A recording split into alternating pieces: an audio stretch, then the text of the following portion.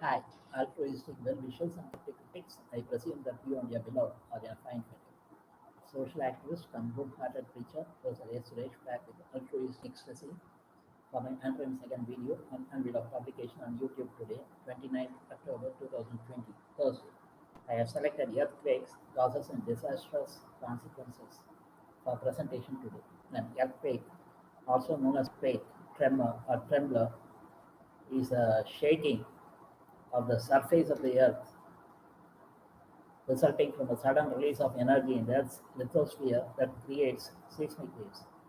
Earthquakes can range in size from those that are so weak that they cannot be felt to those violent enough to propel objects and people into the air and wreak destruction across entire cities. The seismicity, seismic activity of an area is the frequency, type, and size of earthquakes experienced over a period of time.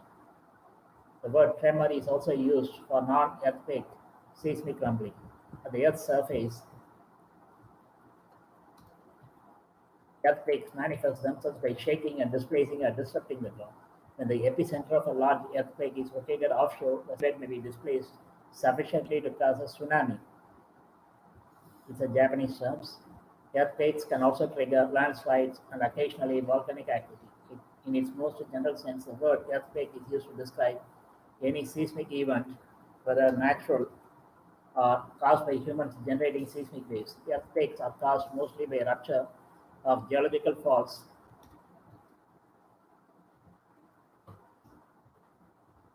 but also by other events such as volcanic activity, landslides, mine blasts, and nuclear tests. An earthquake's point of initial rupture is called the hypocenter or focus.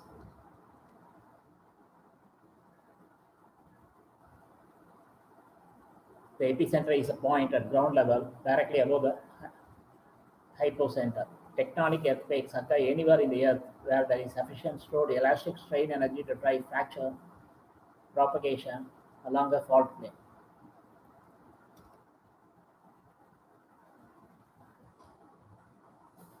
The sides of the fault move past each other smoothly and seismically only if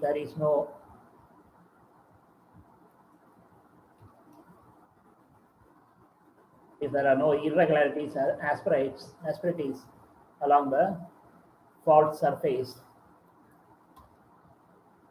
that increase the frictional resistance. Most fault surfaces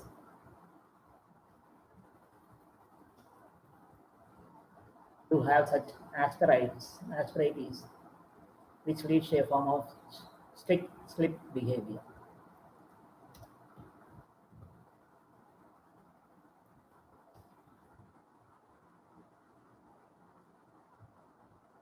Once a fault has logged, continued relative motion between the plates leads to increasing stress and therefore stored strain energy in the volume around the fault surface. This continues until the stress has risen sufficiently to break through the asperity suddenly allowing sliding over the locked portion of the fault, releasing the stored energy. This energy is released as a combination of radiated elastic strain, seismic waves, frictional heating of the fault surface, and cracking of the rock, thus causing an earthquake. This process of gradual buildup of strain and stress, punctuated by occasional sudden earthquake failure, is referred to as the elastic rebound theory. When you throw the ball, it rebounds, but not the same distance, and ultimately it will die down. That bounce. It is estimated that only 10% or less of an earthquake's total energy is radiated as seismic energy. Most of the earthquake's energy is used to power the earthquake fracture growth or is converted into heat generated by friction.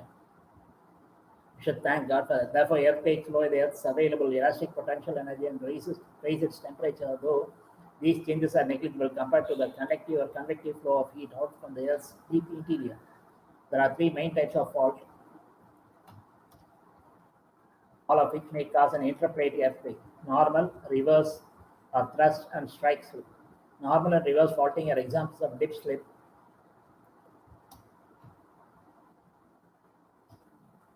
As the displacement along the fault is in the direction of the dip, and where Movement of them involves a vertical component. Normal faults occur mainly in areas where the crust is being extended, such as a divergent boundary. The reverse faults occur in areas where the crust is being shortened, such as at a convergent boundary. Slip faults or steep structures where the two sides of the fault slip horizontally past each other. Transform boundaries are a particular type of strike slip fault.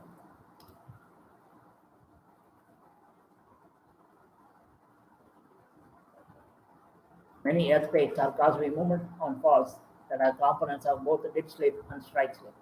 This is known as oblique slip.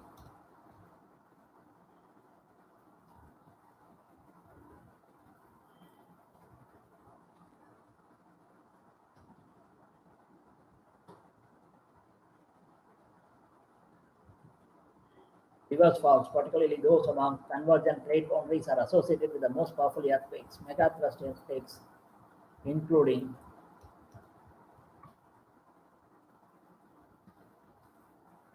almost all of those of magnitude 8 or more on a Richter scale.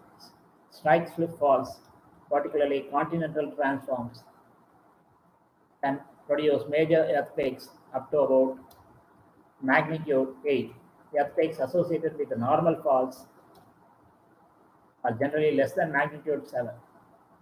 For every unit increase in magnitude, there is a roughly 30-fold increase in the energy release. For instance, an earthquake of magnitude 6.0 releases energy approximately 32 times more energy than a 5.0 magnitude earthquake, and a 7.0 magnitude earthquake releases 1,000 times more energy than a 5.0 magnitude of earthquake. An 8.6 magnitude earthquake releases the same amount of energy as 10,000 atomic bombs, like those used in World War II in Japan, Hiroshima and Nagasaki, which they called as a little boy or whatever. This is so because the energy released in an earthquake and thus its magnitude is proportional to the area of the fault that ruptures and the stress drop. Therefore, the longer the length and the wider the width of the faulted area, the larger the resulting magnitude. The topmost brittle part of the Earth's crust and the cool slabs of the tectonic plates that are descending down into the hot mantle are the only parts of a planet that can store elastic energy and release it in fault ruptures.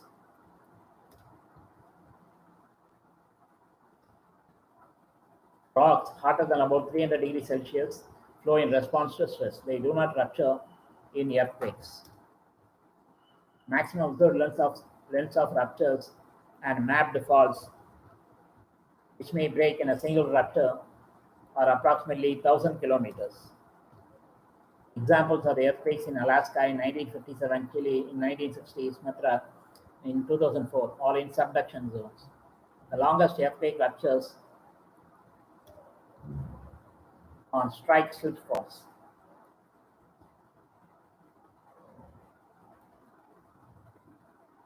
Like the San Andreas Fault, 1857-1906, the North Anatolian Fault in Turkey, 1939, and the Denali Fault in Alaska in 2002, are about half to one-third as long as the lengths along subducting plate margins, and those along normal faults are even shorter. The most important parameter controlling the maximum earthquake magnitude on a fault, however, is not the maximum available length but the available width, because the latter varies by a factor of 20. Along converging plate margins, the dip angle of the rupture plane is very shallow, typically about 10 degrees. Thus, the width of the plane within the top brittle crust of the Earth can become 50 to 100 kilometers. Japan 2011, Alaska 1964, making the most powerful earthquakes possible. Strike slip faults tend to be oriented near vertically, resulting in an approximate width of 10 kilometers within the brittle crust. Thus, the earthquakes with a magnitude much larger than 8 are not possible. Maximum magnitudes along many normal faults are even more limited because many of them are located along spreading centers, as in Iceland, where the thickness of the brittle layer is only about 6 kilometers. In addition, there exists a hierarchy of stress level in the three fault types. Thrust faults are generated by the highest strike slip, by intermediate and normal faults by the lowest stress levels. This can easily be understood by considering the direction of the greatest principal stress, the direction of the force that pushes the rock mass during the faulting. In the case of normal faults, the rock mass is pushed down in a vertical direction, thus the pushing force. The greatest principal stress equals the weight of the rock mass itself. In the case of thrusting, the rock mass escapes in the direction of the least principal stress, namely upward, lifting the rock mass up, and thus the overburden equals the least principal stress. Strikes with faulting is intermediate between the other two types described above. This difference in stress regime, the three faulting environments can contribute to differences in stress drop during faulting, which contributes to differences in the radiated energy, regardless of fault dimensions. Where plate boundaries occur within the continental lithosphere, deformation is spread out over a much larger area than the plate boundary itself. In the case of the San Andreas fault in US, continental transfer, many earthquakes occur away from the plate boundary and are related to strains developed within the border zone of deformation caused by major irregularities in the fault phase. Example, the Big Bend region.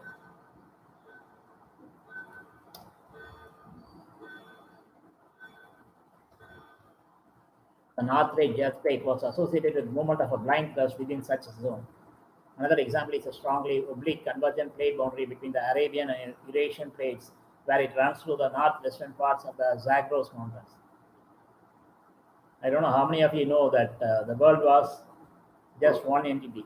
We did not have so many continents and all that. They say that it drifted apart later gradually. The deformation associated with this plate boundary is partitioned into nearly pure thrust sense movements perpendicular to the boundary over a wide zone of the southwest and nearly pure strike slip motion along the main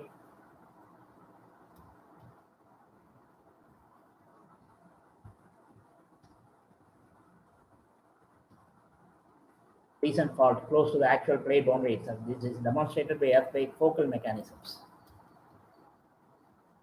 All tectonic plates have internal stress fields caused by their interactions with the neighboring plates and sedimentary loading or unloading. Example, deglaciation. These stresses may be sufficient to cause failure along existing fault planes, giving rise to intraplate earthquakes. The majority of tectonic earthquakes originate at the ring of fire in depths of not exceeding tens of kilometers.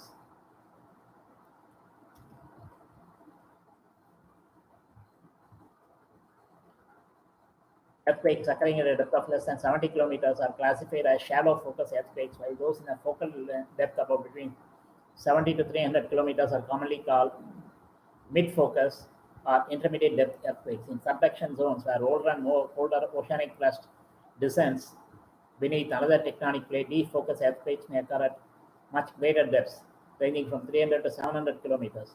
These seismically active stress of subduction are known as Wadati-Benioff zones. Deep focus earthquakes occur at a depth where the subtectal lithosphere should no longer be brittle due to the high temperature and pressure. A possible mechanism for the generation of deep focus earthquakes is faulting caused by olivine undergoing a phase transition into a spinal structure. Earthquakes also occur in volcanic regions and are caused by both tectonic faults and the movement of magma in volcanoes. Such earthquakes can serve as an early warning of volcanic eruptions, as during the 1980 eruption of Mount St. Helens. Earthquake swarms can serve as markers for the location of the flowing magma throughout the volcanoes. These swarms can be recorded by seismometers and tilt meters, a device that measures the ground slope and used as sensors to predict imminent or upcoming eruptions. A tectonic earthquake begins by an initial rupture at a point on the fault surface, the process known as nucleation. The scale of the nucleation zone is uncertain, with some evidence such as the rupture dimensions in the smallest earthquake suggesting that it is smaller than 100 meters, while other evidence such as slow component revealed by low frequency spectra of some earthquakes suggests that it is larger. The possibility that the nucleation involves some sort of preparation process is supported with the observation that about 40% of earthquakes are preceded by force shocks. Once a rupture is initiated, it begins to propagate along the fault surface. Mechanics of this process are poorly understood, partly because it is difficult to recreate the high sliding velocities in a laboratory. Also, the effects of strong ground motion make it very difficult to record information close to the nucleation zone. Rupture propagation is generally modeled using a fracture mechanics approach, likening the rupture to a propagating mixed mode shear crack. The rupture velocity is a function of the fracture energy in the volume around the crack tip, increasing with the decreasing fracture energy. The velocity of rupture propagation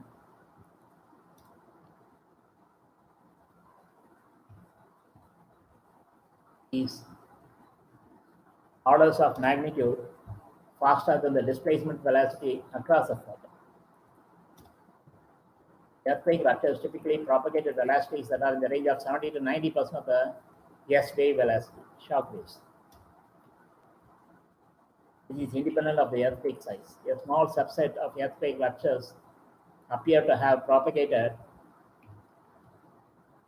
at speeds greater than the S-wave velocity. These super shear earthquakes have all been observed during large strike-slip events. The unusually wide zone of post-seasonal damage caused by the 2001 Kunlan earthquake has been attributed to the effects of the sonic boom developed in such earthquakes.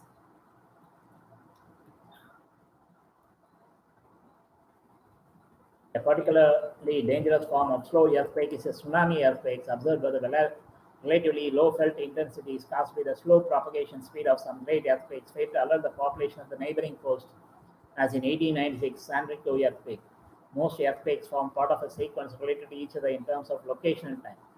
Most earthquake clusters consist of small tremors that cause little to no damage, but there is a theory that earthquakes can recur in a regular pattern. An aftershock is an earthquake that occurs after a previous earthquake, the main shock. An aftershock is in the same region of the main shock, but always of a smaller magnitude. If an aftershock is larger than the main shock, the aftershock is redesignated as a main shock, and the original main shock is redesignated as a foreshock. Aftershocks are formed as a crust around the displaced fault plane adjusts to the effects of the main shock. Earthquake swarms are sequences of earthquakes striking in a specific area within a short period of time. They are obviously different from earthquakes followed by a series of aftershocks. The fact that no single earthquake in the sequence is obviously the main shock, as none has a notable higher magnitude than another. An example of an earthquake swarm is a 2004 activity at Yellowstone National Park in the US. In August 2012, a swarm of earthquakes shook Southern California's Imperial Valley, showing the most recorded activity in the area since the 1970s. Sometimes a series of earthquakes occur in what has been called an earthquake storm, where the earthquake strikes a fault in clusters, each triggered by the shaking or stress redistribution of the previous earthquakes, similar to aftershocks but on adjacent segments of fault. These storms occur over the course of years, and with some of the later earthquakes damaging as the early ones. Such a pattern was observed in the sequence of about a dozen earthquakes that struck the North Anatolian Fault in Turkey in the 20th century, and has been inferred to for the older anomalous clusters of large earthquakes.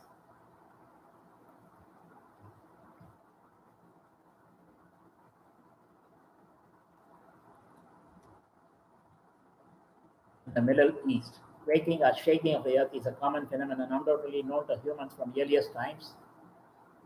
Prior to the development of strong motion accelerometers that can measure peak ground speed and acceleration directly, the intensity of the earth shaking was estimated on the basis of the observed effects as categorized on various seismic intensity scales. Only in the last century has the source of such shaking been identified as ruptures in the Earth's crust. The intensity of shaking at any locality depended not only on the local ground conditions but also on the strength or magnitude of the rupture and on its distance. The first scale for measuring earthquakes magnitudes was developed by Charles F. Richter in 1935. Subsequent scales have retained a key feature where each unit represents a 10-fold difference in the amplitude of the ground shaking and a 32-fold difference in energy. It is on a logarithmic scale. Subsequent scales are also adjusted to have approximately the same numerical value within the limits of the scale. Although the mass media commonly reports earthquakes magnitude with the Richter magnitude or Richter scale, standard practice by most seismological authorities easily express earthquake strength on the moment magnitude scale, which is based on the actual energy released by an earthquake. It is estimated that around 500,000 earthquakes occur each year, detectable with the current instrumentation. About 100,000 of these can be felt.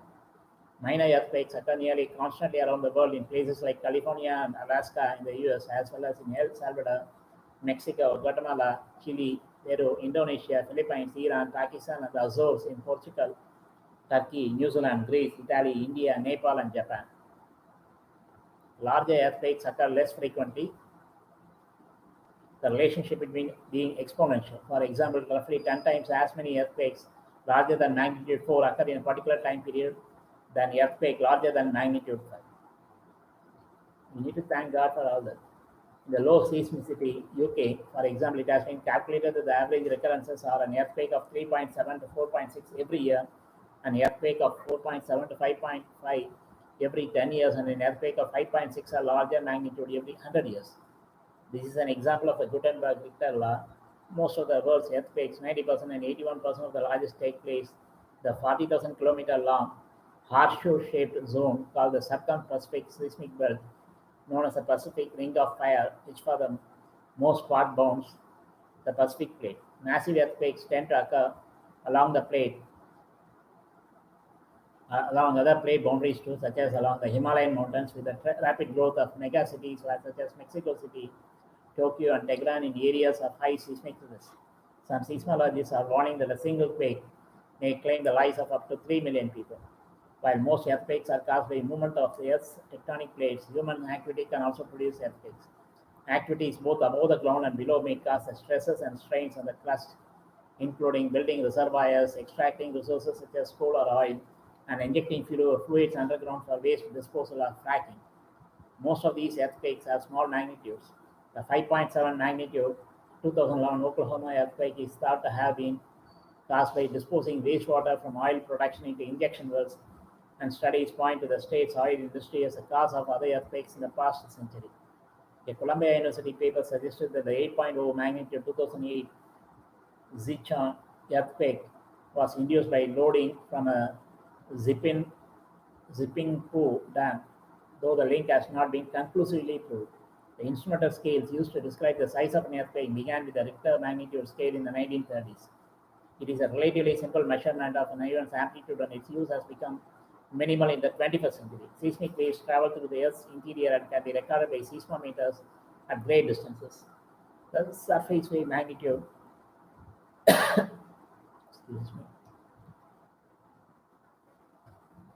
was developed in the 1950s as a means to measure remote earthquakes and to improve the accuracy for larger events. The moment magnitude scale not only measures the amplitude of the shock but also takes into account the seismic moment, total rupture area, average slip of the fault, and rigidity of the fault. Japan Meteorological Agency seismic intensity scale, the Medvedev Sponheim scale, and the Mercalli intensity scale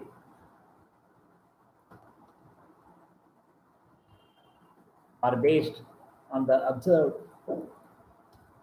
effects and are related to the intensity of shaking. Every tremor produces different types of seismic waves which travel through rock with different velocities. Longitudinal P waves, shock or pressure waves, transverse S waves, both body waves, surface waves, Rayleigh and long waves.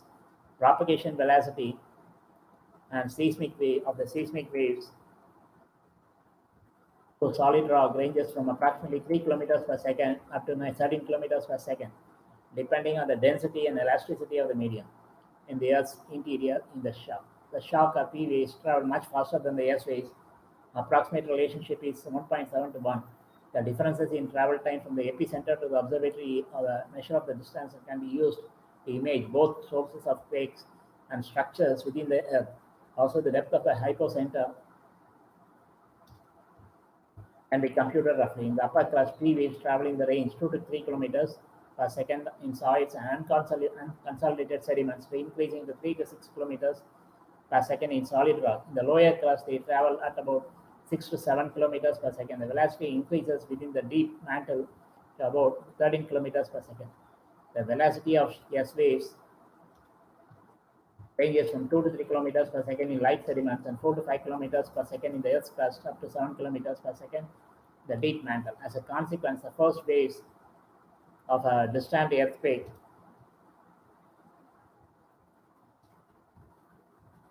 arrive at an observatory via the Earth's mantle. All of you know when you throw a stone in water, how the thing propagates, the waves propagate. The earthquakes also propagate the same way, in simple terms, concentric circles. On average, the kilometer distance to the earthquake is the number of seconds between the P and shock waves times. Slight deviations are caused by inhomogeneities of subsurface structure. By such analysis of seismograms, the Earth's core was located in 1913 by Benno Gutenberg. S waves and older, later arriving surface waves do most of the damage compared to the P waves. P waves squeeze and expand material in the same direction they are traveling, whereas S waves shake the ground up and down and back and forth. Earthquakes are not only categorized by their magnitude but also by the place where they occur. The world is divided into 750 Flynn Youngdahl regions, FE region shortly, which are based on political and geographical boundaries as well as the seismic activity. More active zones are divided into smaller FE regions, whereas less active zones belong to larger FE regions. Standard reporting of earthquakes includes its magnitude, date and time of occurrence, geographic coordinates of its epicenter, depth of the epicenter, geographical region, distances to population centers, location uncertainty, number of parameters that are included in the USGS earthquake, United States Geological Survey earthquake reports, the number of stations reporting, number of observations, etc., and a unique event ID. Although relatively slow seismic waves have traditionally been used to detect earthquakes,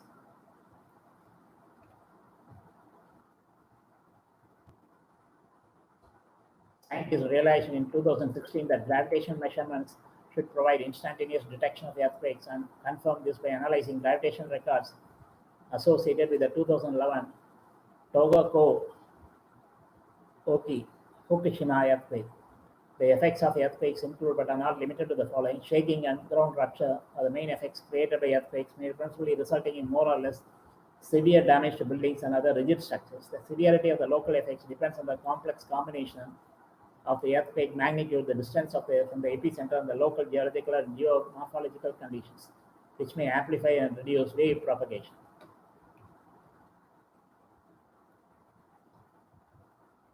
Ground shaking is measured by ground acceleration. Specific local geological, geomorphological, and geostructural features can induce high levels of shaking on the ground surface even from low intensity earthquakes.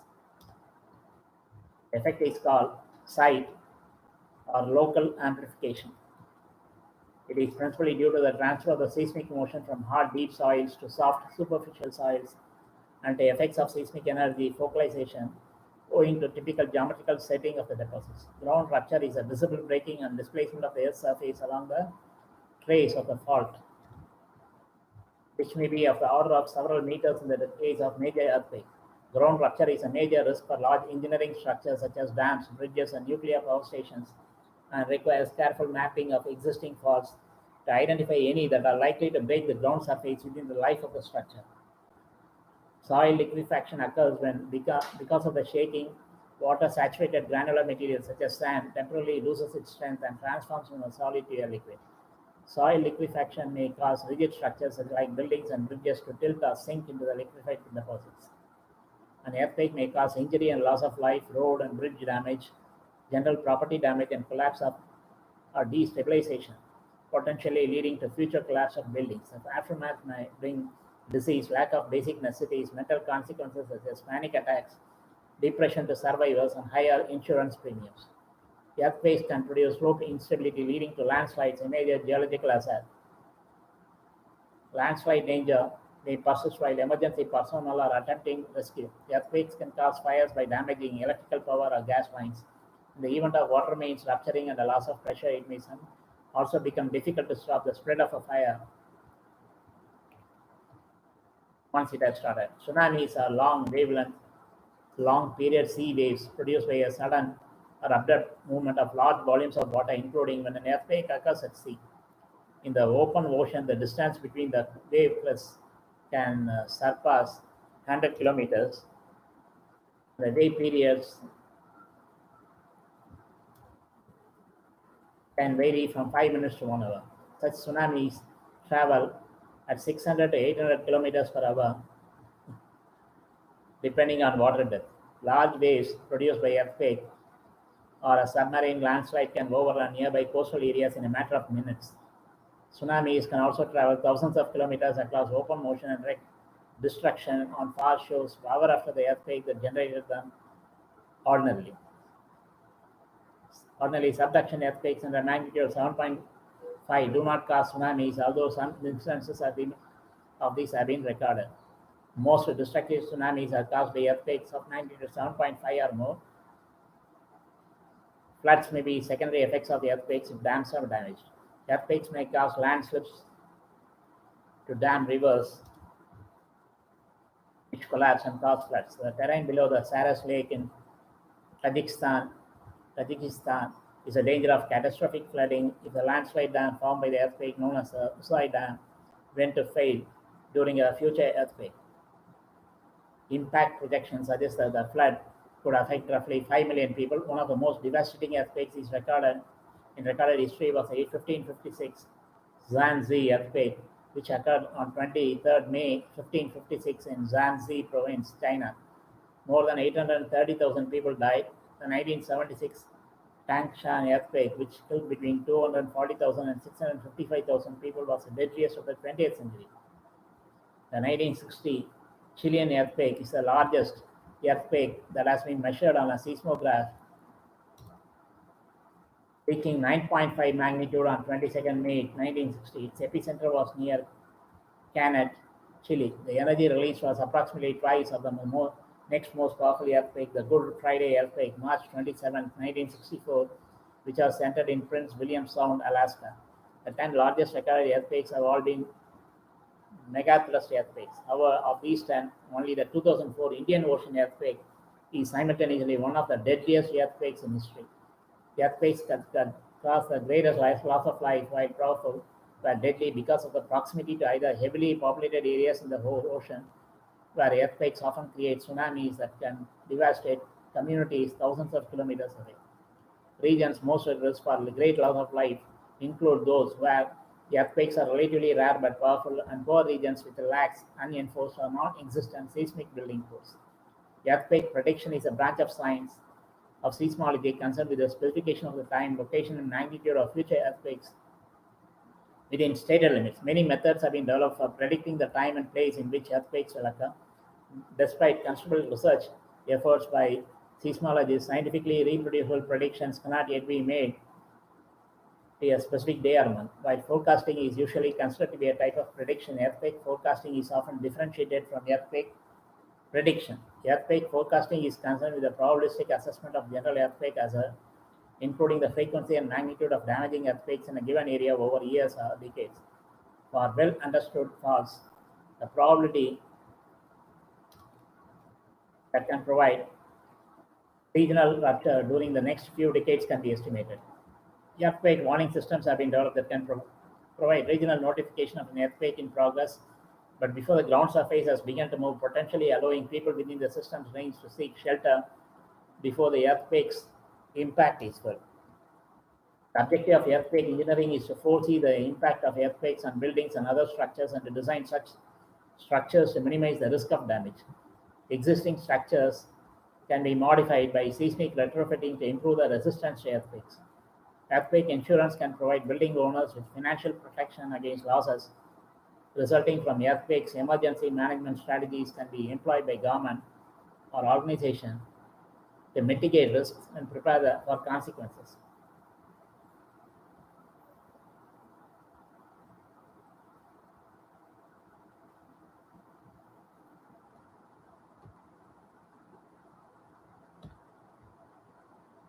Individuals can also take preparedness steps like securing water heaters and heavy items that could injure someone, locating shutoffs for utilities, and being educated about what to do when shaking starts. For areas near large bodies of water, earthquake preparedness encompasses the possibility of a tsunami caused by a large quake. Main causes of earthquakes fall into five main categories: volcanic eruptions, tectonic movements, geological faults, man-made minor causes. Main effects of earthquakes are loss of human life due to collapse of buildings, transport is affected due to disruption of railway and road systems, infrastructure like buildings, dams, and bridges develop cracks due to the earthquake. Earthquakes have economic effects like setback in trade and agriculture.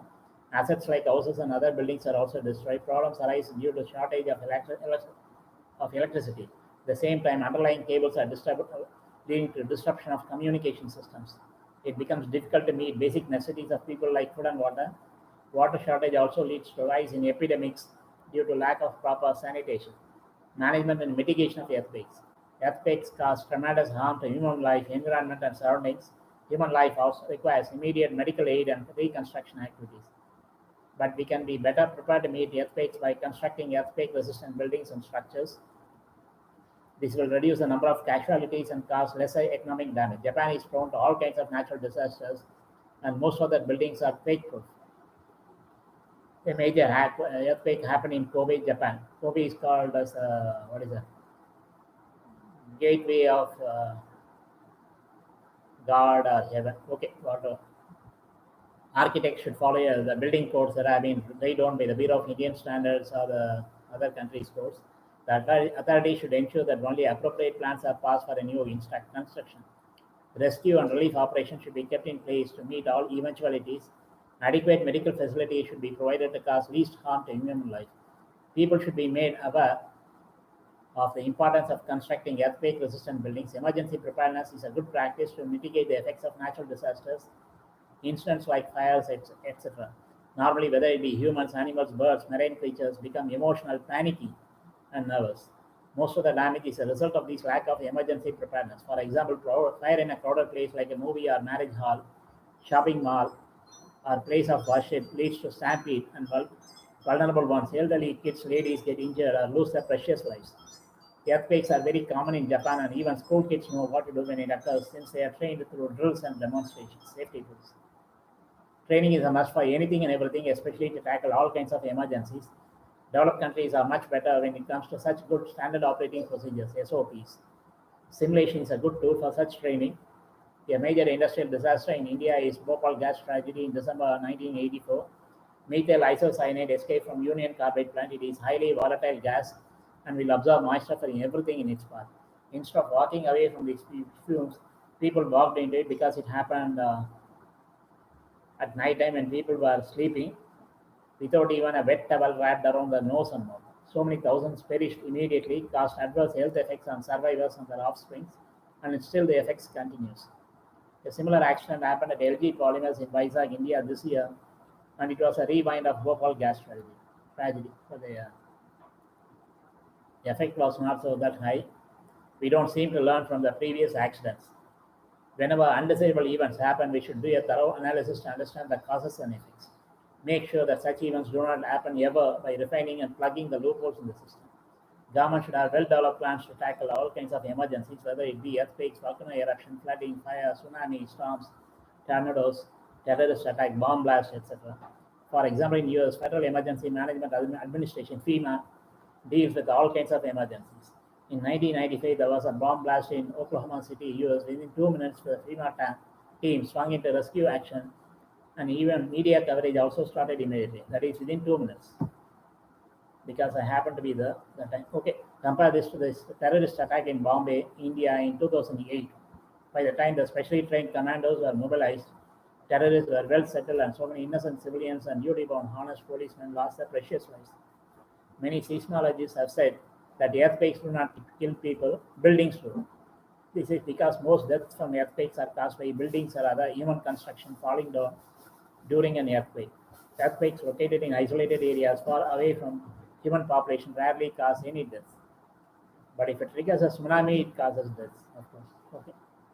Thus, earthquake hazard risk depends on population density, construction standards, building codes, emergency preparedness. Damage to structures from shaking depends on the type of construction.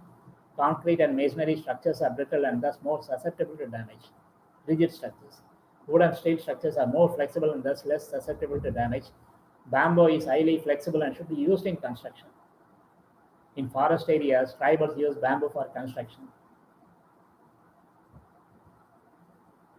Even developed countries use a lot of wood in construction. If earthquakes have occurred before, they are expected to occur again. The probability is high. Four main types of earthquakes are tectonic, volcanic, explosive, collapse. Based on the probability earthquake risk classification is done, it is advisable to stay away from zones with high risk. Animals and other species are smarter than humans. They start migrating to safer places before natural disaster strikes. Especially snakes are very good because they can sense the movements of the earth. Seismic. That is how they sense the sound. Okay, 21st century is also known as space age, and the term smart is used for anything and everything. How about humans? We are becoming dumb and dumber day by day. Debates, discussion on open-ended topics like this can go on forever. Anyhow, let me pull the plug here. We'll meet again real soon with another interesting topic. Some of the statements used expressed are solely mine based on limited knowledge gained over 6 decades of versatile experience. Always watch these videos with closed caption subtitles for absolute 100% comprehension as per my sincere recommendation. Zillion times so far. I know I rushed through to complete the presentation within 20 minutes max, which is a norm that I have set myself to retain the viewer's attention. But I know pretty well that I'm exceeding this time limit. I take almost double the time or sometimes triple that amount of time, depending on the topic, because I make honest attempts to cover the selected topics more elaborately, including so many intricate fine details, referring a wide variety of sources, in particular Wikipedia quite extensively, besides articles and books published recently. Besides, of course, I have sprinkled my own salt and pepper and season it with my personal experiences so far in my life and also intuition. Stay at home as much as possible to maintain social distancing attributed to pandemic novel COVID-19 and prolong your lifespan. Lead a healthy life. God alone can put a stop to unnatural events, maybe biowar and cyber war events like pandemics, which will lead to apocalypse and extinction of all sentient species on earth for no fault of theirs.